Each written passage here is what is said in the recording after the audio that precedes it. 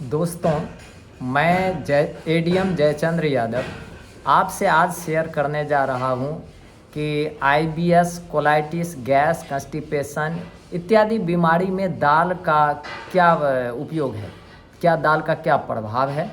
और बस मैं अपना अनुभव आपसे शेयर करूंगा। इससे पहले मैंने आम का कैसे उपयोग करूं आईबीएस में ये शेयर किया था, आप लोगों ने बहुत अच्छे से लाइक किया है, देख रहा हूं, तो मुझे लगा कि यह भी आपको उपयोगी साबित हो।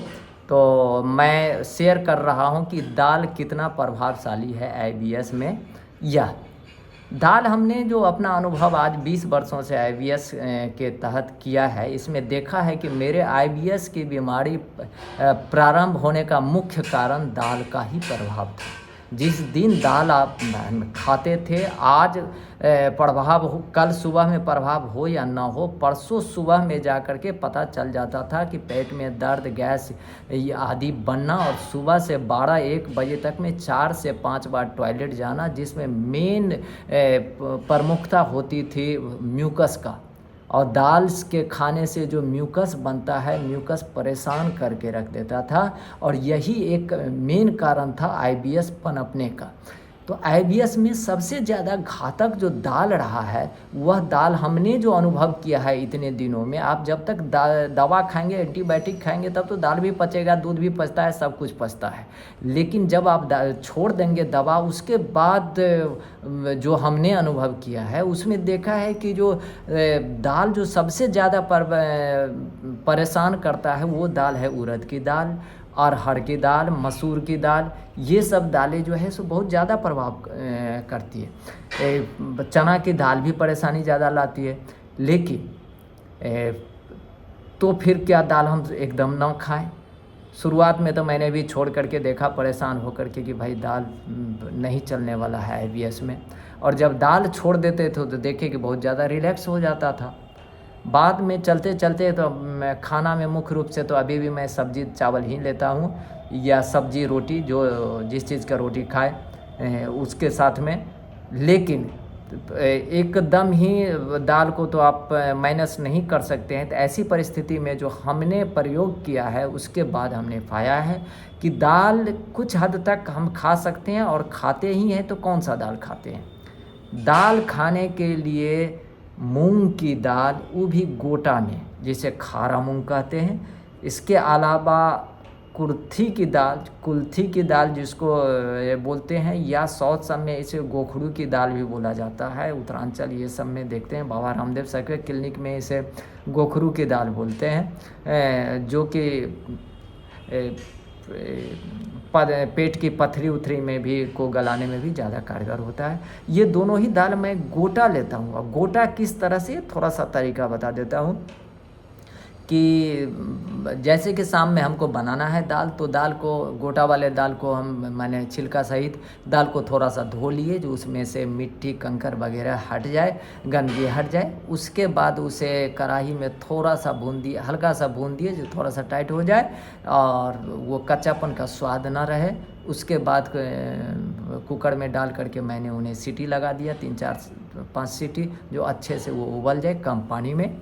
फिर इसे निकाल करके हल्का सा छौंका वौका लगा करके, जो चीज़ टमाटर सब डालना है, यदि कच्चा मिर्चा भी हल्का डालने से हुआ तो डाल करके हल्का सा छौंका लगा करके उस दाल को निकाल लिया। वही दाल या तो चावल के साथ में या रोटी के साथ में, जिसके साथ भी खाना हो उसके साथ खा लेता हूँ। या नहीं तो इसी दाल को सब्जी में यूज कर लिए। ज़्यादातर लौकी का सब्जी लेता हूँ, तो थोड़ा सा दाल सब्जी में मिला दिया, और लौकी के साथ ही दोनों को उबाल करके बना लिए सब्जी। टेस्ट भी बहुत अच्छा लगता है। अन्य दाल के अपेक्षा आपका दाल के भरपूर थी भरपाई भी हो जाती है, और इसका स्वाद भी बहुत अच्छा लगता है। आप खा करके देखेंगे, स्वादिष्ट हो जाता है। और जब ये खाते हैं तो भूल जाते हैं कि हमको जनरल वो दर्रा वाली दाल नहीं खाए तो अच्छा नहीं लगा। और यही चीज़ कुल्थी के दाल में भी करता हूँ। दोनों ही दाल जब खाने की इच्छा हो तो खा लेता हूँ, लेकिन कम मात्रा में, और रेगुलर नहीं। ये नहीं कि आज खाए, कल खाए, परसों खाए, रेगुलर, तब तो ये दाल भी आपको परेशानी करने लग जाएगा निश्चित रूप से।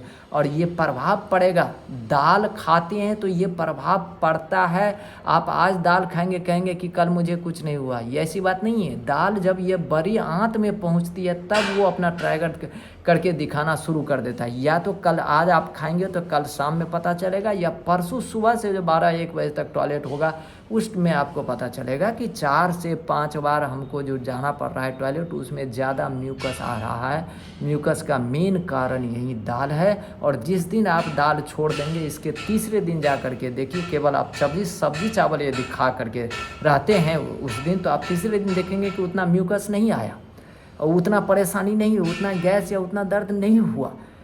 तो क्लियर है कि दाल का ये प्रभाव है। लेकिन मैंने यह भी बता दिया कि ये केवल अपने से अनुभव से कि कौन सा दाल प्रयोग करूँ कौन ना करूँ, ये करते करते लास्ट में जो मैंने पाया है दाल के अंतिम तक पहुंचा है। तो अंतिम में यही पहुंचा है कि ये 2 दाल यदि मैं लेता हूँ तो ये थोड़ा सा पचने लायक हो जाता है, पचता भी है कम मात्रा में लेता हूँ तो जो ये पेट भी क्लियर करता है। जिसको कंस्टिपेशन भी है आईबीएस में तो उसके लिए भी अच्छा है, और जिसको डायरिया भी है आईबीएस में उसके भी कम मात्रा लेते हैं तो ये क्लियर टॉयलेट करता है, लेकिन म्यूकस नहीं लाता है, म्यूकस से बचता है। और यही तो मेन सॉल्यूशन है आईबीएस का।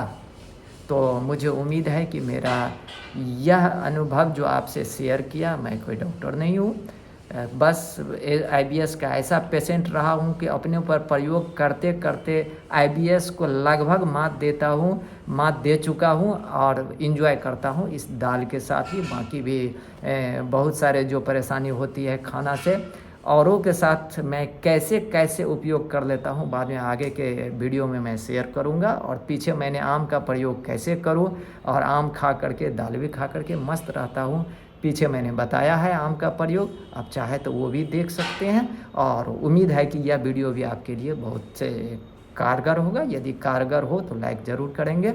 बहुत बहुत धन्यवाद।